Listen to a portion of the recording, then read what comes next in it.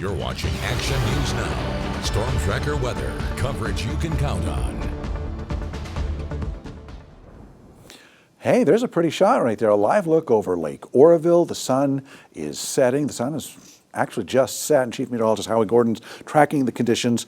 We are concerned about the red flag warnings. And on a lighter note, but a little bit important, is it's the night of high school football. So how's that going to be looking on the various playing fields? Well, with the winds, not as strong as yesterday, Alan, but still enough to impact the passing game, the kicking game. So if you're a run-oriented team, then you have an advantage tonight because those winds can move that little pigskin. You know it can do that. Here's a shot at our McCabe Ridge camera in Shasta, looking off towards the northeast at some beautiful mountains and some blue skies. But yes, the sun going down at 6:23. At an hour and a half later, we'll be under complete darkness. Okay, so windy and dry into Saturday with our red flag warnings extending into there. But we will start to warm up over the weekend as our winds diminish. We'll talk about that right now.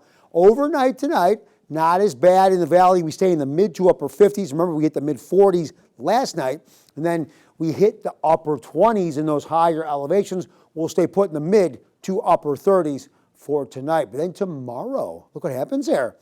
89, that's above average. So warming up again as high pressure moves closer, higher elevations with temperatures in the 60s, 70s, and even in some spots, warming up into the 80s. What's taking place?